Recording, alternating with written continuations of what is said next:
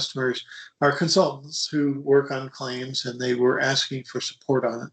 We also added a new visual, a radar chart in S2 diagnostics, and we've added support for importing DOE PARS data, so schedule data, cost, and risk data. And you can use that if you've loaded it all in Fuse Risk in 360. So half-step delay analysis, what is a half-step? It's defined as a bifurcation or half-stepping the information. So if you imagine you have your June schedule update in Acumen and you want to bring in your July schedule update, you can decide to bring that in, as a new half-step scenario in the full snapshot, the full July snapshot, or just the half-step scenario. So what it does in the half-step is it makes a copy of the previous period, say June in this scenario.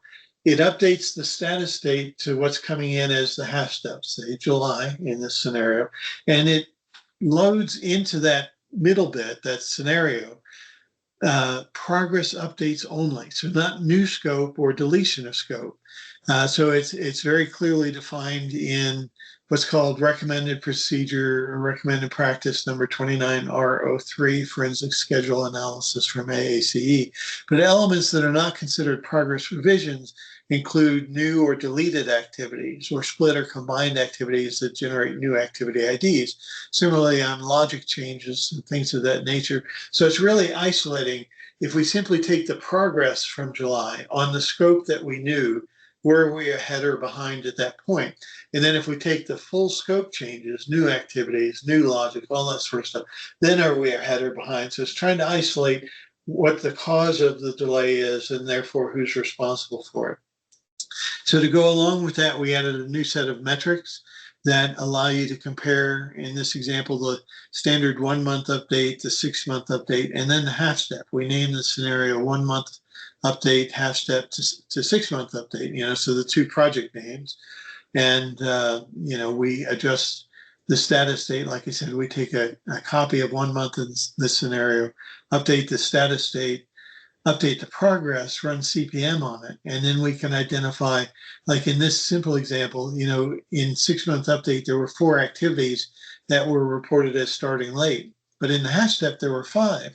And if you dive into the details behind it, the reason there were only 4 in the full update is somebody changed the baseline dates. So those are the kind of things that you can start to segregate and see, that we really were behind on 5 activities, but, there's a baseline change. So investigate, was that an approved change or just somebody trying to cover their trail, So it helps. And it makes a very tedious process automated so that then you can get into, the details behind it, what changed. We had many requests, a lot from our partners in the European partner meeting last year to add a new visualization in diagnostics. And it's called a radar chart. There's some other names for it as well. But it allows you to choose up to 3 ribbons to compare. In this case, I have the data grouped by CAM, so I can see how the various CAMs are performing, and it overlays their results. We only allow 3 at a time because as the colors overlay one another, they become kind of a muddy brown. You can see some green here, you can see some pink, and you can see a little bit of the top layer. But it is a different way of comparing how, either 3 months in a row, how you're performing on metrics, or 3 CAMs in the same project, how they're performing on metrics. And you can see, that as they get closer to the center, they're considered worse. You can click on the color dot and it will show you the activities that trip the metric in the detail pane below, just like clicking on another metric. The other control you have is which metrics you want to show. So you're clicking on, the metrics here, and they're adding, data points around the circle. If you have more than 3 ribbons, you can choose any 3 to compare, and you can toggle them on and off through the ribbon. But it's a very visual way of comparing how things are performing on the metrics. As I mentioned, we added support for loading DOE PARS data. So there's a new DOE icon on Get External Data. When you choose that, you can point to either the PARS zip file or a folder that has the individual JSON files.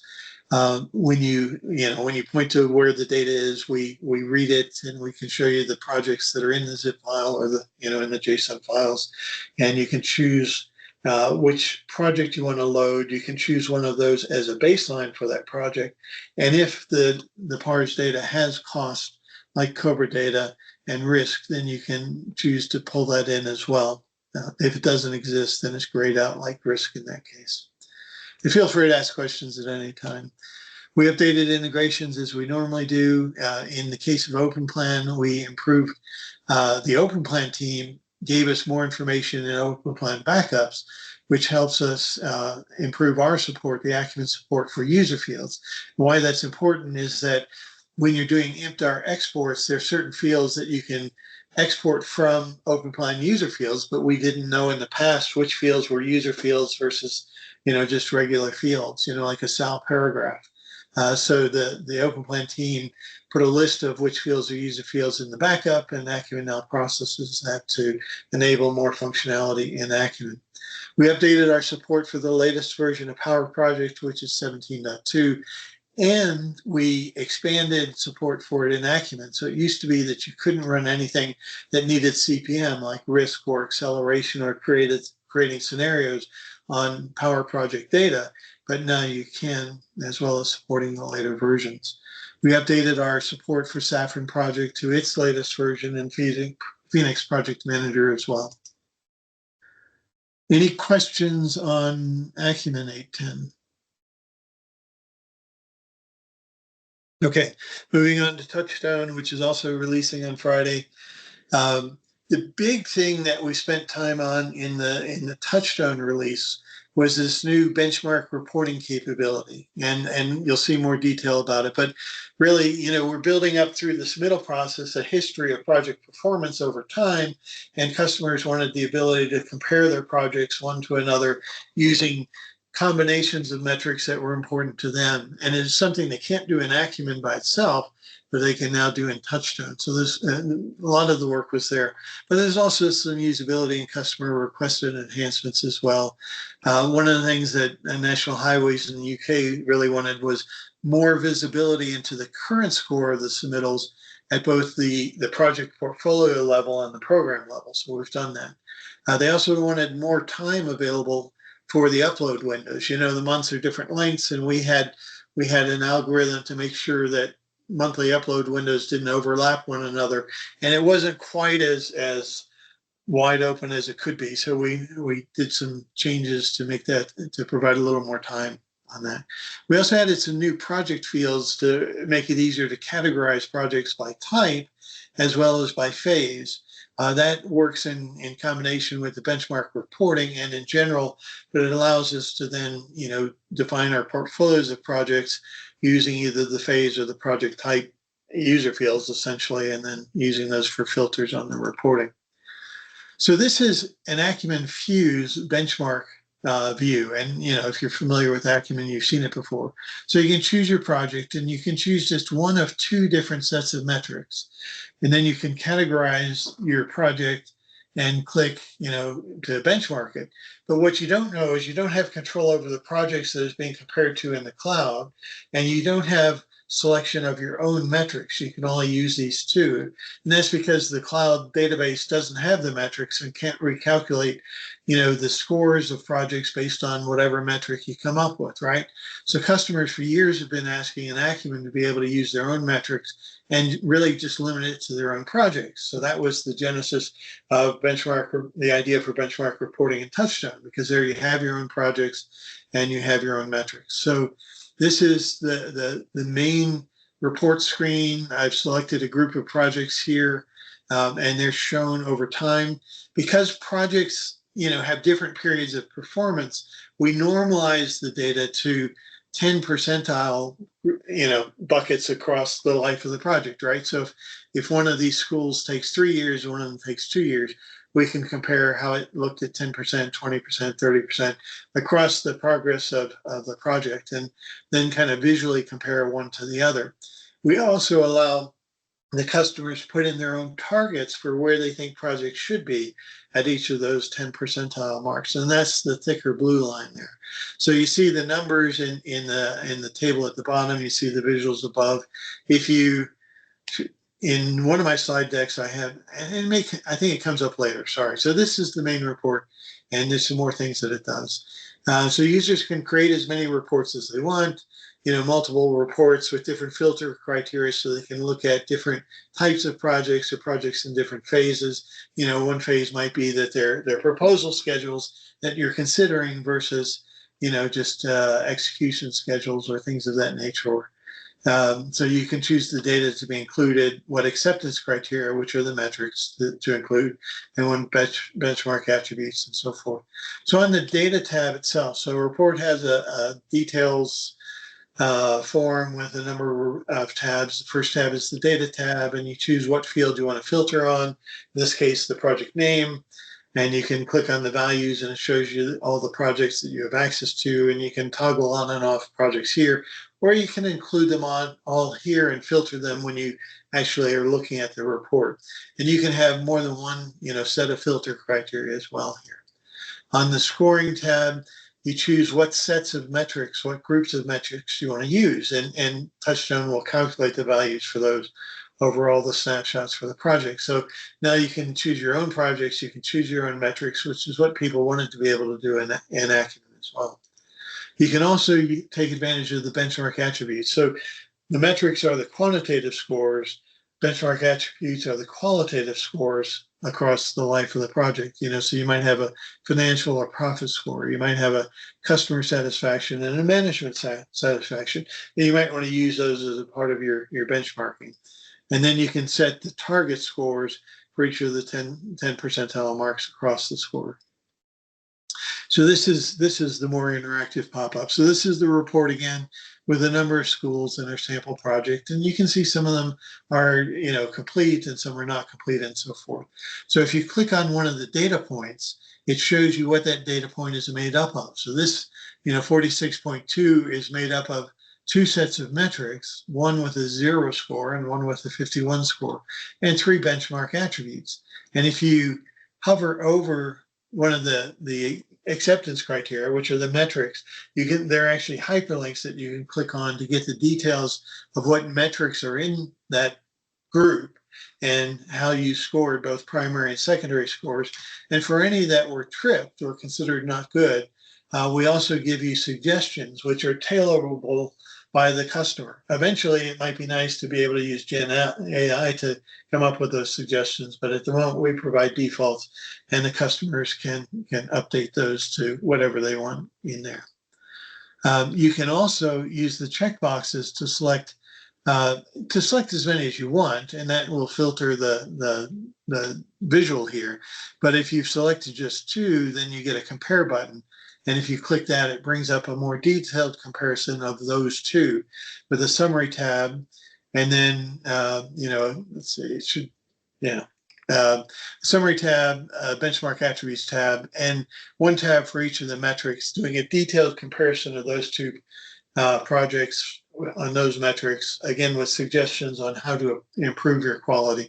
And I don't have all of those slides in here, but you can also download the report in Excel if you want to share it with someone, which is what the next slide is, which again has a tab in Excel for each of the metrics, the benchmark attributes, and the summary details, so you can share it with others.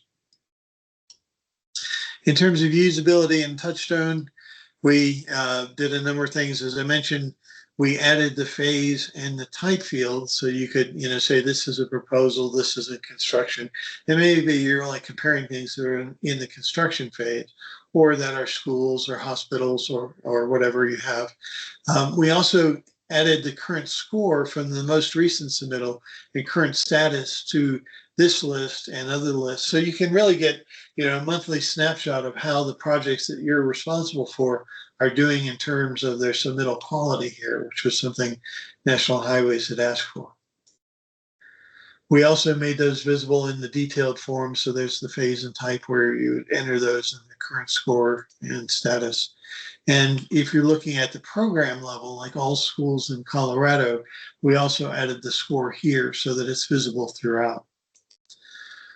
there were several requests to help the submitters as well. And one of them was for the submitter. So this is the submittal screen to be able to get a history of their own submittals. So we added when they hover over one of the projects they can submit to, there's a new icon which says show snapshot history. And if you click on that, it brings up a little chart showing the history of the submittals for that project. You can see there weren't any for a long period of time. And then there were two that were above the line, they were good. And then one that had poorer quality. So the submitter can get this history themselves and maybe, ask for help on how to do better. We also added in the scoring report that the submitter gets two things. One is we auto collapse now the list of activities that trip each of the metrics, so you can scroll through and get to an individual metric and expand that just to make it easier to navigate. And we added a second tab here, a notes tab, and that includes the metric data, but also comments or remarks about the metrics, which again, our customer can tailor so they can point to a contract clause or, exactly why they think, their submitter, their contractor submitting the schedule needs to fix this or what to do about it. So they can self-document in the reports, why it's important and what to do about it. Some general updates in terms of making fields longer, making, more default, better default fields in the grids and that sort of stuff. We also did some work to make the metric calculations in Touchstone more compatible with Acumen. Still doesn't support snap and calculated fields, but the other updates that we've done in the metrics in Acumen have been applied to Touchstone as well. We updated the support in Touchstone as well for the latest versions of the scheduling tools it supports. So OpenPlan 8.7, Primavera 23.12, and it is now aware of PPMA aware, as we call it, right? I think that's actually not the current name for it, but it's compatible if PPMA was there. So I think that's it for this release coming out Friday. Any questions? Hey, Rob, can you just clarify that I saw that right? So when they're doing the benchmark reports, they can choose any of the metric sets, right? They don't have to choose That's what's correct. assigned as the acceptance criteria for that program. That's correct. They can choose any in multiple groups. Yep. Yeah, so they could create like a god tier metric library if they wanted and run it on all for benchmarking. Yes, and Touchstone will calculate all the values it needs to for all the metrics you're using. Yeah. Awesome. Okay, thanks. Yeah. Any other questions?